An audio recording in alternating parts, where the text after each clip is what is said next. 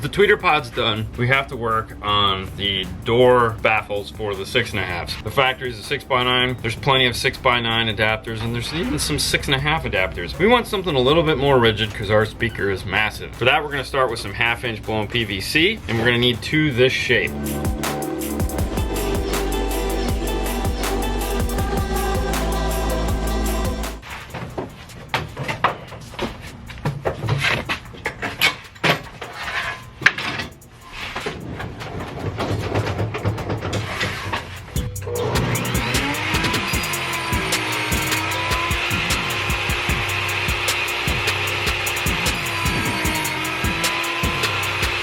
Add some Mobile Solutions double-sided template tape.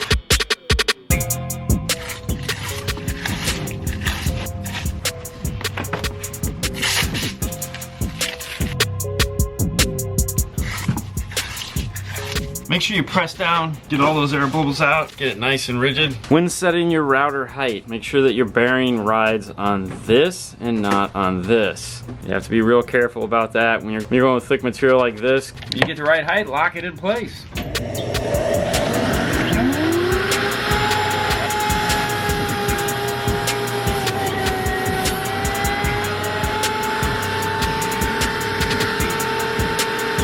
When I do a tall thing like this, even if I'm gonna use this again, I might not be using it for another half hour, an hour. Fernando might come over here, I might come over here and forget that it's up. I like to just twist it back down. That way I don't break or bend this guy here. The last thing I need to do is drill my holes. These are where the factory holes are. Grab your panel tool, pop this guy off. Before we pull the tape off, next we have this guy. This is gonna be a piece that is made out of acrylic. We want to set it on here first, line it up, and we need to draw two lines right here. These two lines are gonna be where we're going to plane this thing down to 1/4 inch on either side. We're gonna make this out of 1/4 inch on the CNC. This is gonna have logos on it and make it look really pretty if someone were to ever take the door off. To plane this down, we need to take this to a 1/4 inch. How we're gonna do this, we're gonna pass here.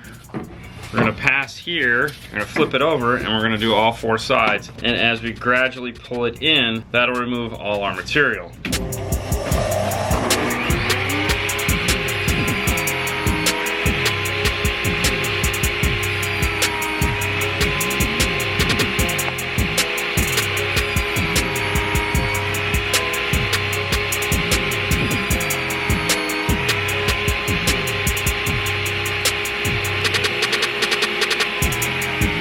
Now these guys are the thickness that we want so they can get them into the doors. This part of it is done except for the hole in the center, but we're gonna leave them taped together for right now. We need to head back over to the laptop. Now I've often referred to you as the roadkill master. Let's talk about some of your first step that you do when you get to a door. Obviously you take the door panel off. Yes, correct.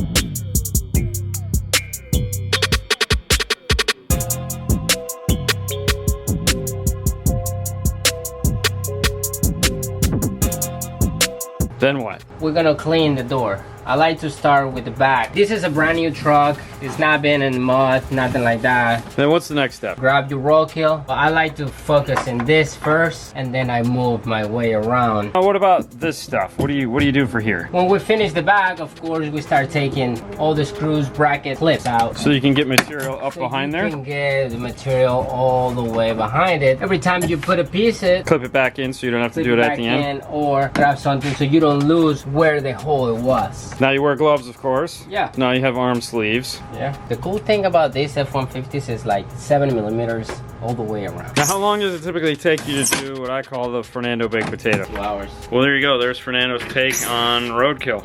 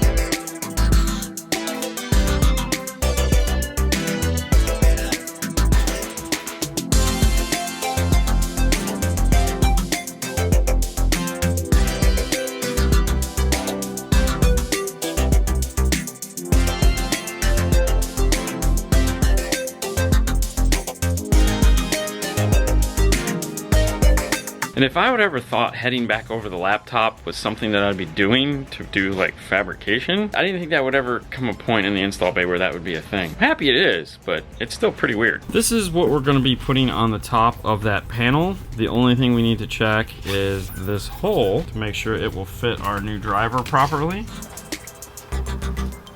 And after checking, it will fit fine. One of the nice things about having the Glowforge is that it saves all your artwork. So we already have these in our library. We can easily call up 2 of them, select print. This particular cut is going to take us 18 minutes and 53 seconds. Here's what we have. This is still covered in the white paper. It's black acrylic. We have the 5-star, the F150. The dust is still in there. I don't want to blow it out yet. What we need to do is mount it on top of here. And this is the circle we need to router out. We'll add some tape, line it up. We're basically checking our parallel lines right here.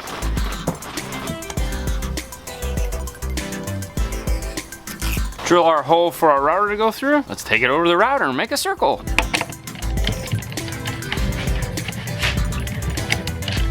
Repeat the same thing we did last time.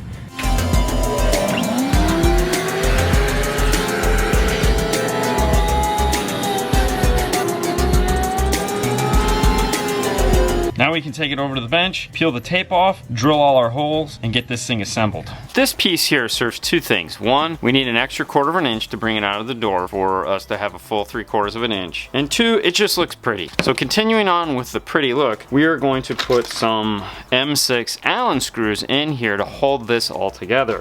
We're going to use a drill bit that has threads on it so that they'll thread in place.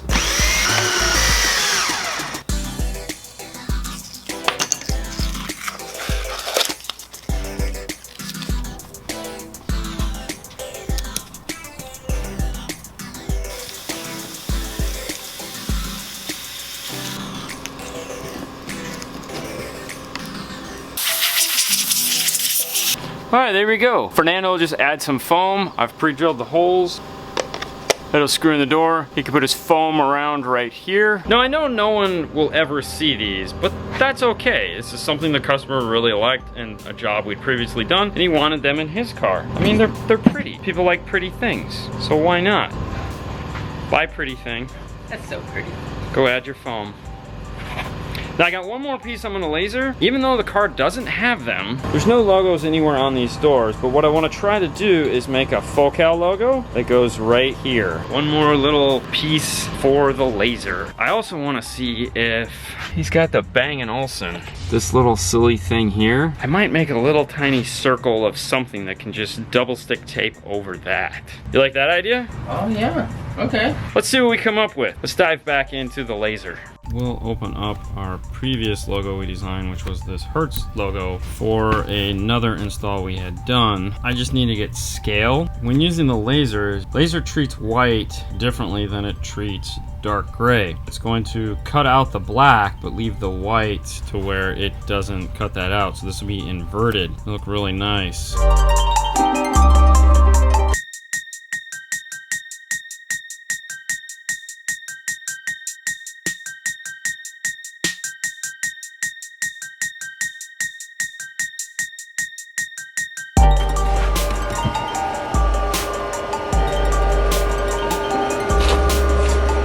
This is what we ended up with. Now we have to get it to stick into the door panel, and to do that we need to add some legs, and I have a trick to do that. These are plastic staples. These are used for when we have to put broken pieces of plastic back together again. How they work is they have these little metal pieces right here, and they go between the 2 broken surfaces and they hold them, but they have these arms that stick out that you'd normally cut off. We're gonna use those to stick out so we can use it kind of like a hat pin or a pin to where it'll go into the door and we can bend the legs down.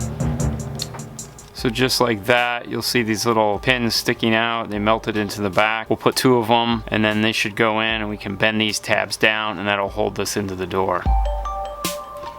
Then I like to take a soldering gun and go over the little areas, because this doesn't melt in just like plastic, it's acrylic. So I just push all those back flat so that this sticks in there really nice, and they're buried in there and it won't pop off. Let's go stick it in the door and see what it looks like. And there you have it. Nice and rigid. After doing that one, I had a thought for the little circle in the center of the dash. I think I'm gonna do the little Focal ribbon on a little dot up there. I think that would look pretty cool. For the door panel, we use the Stinger Ultimate. It has the butyl, it has the foam, and it has the aluminum.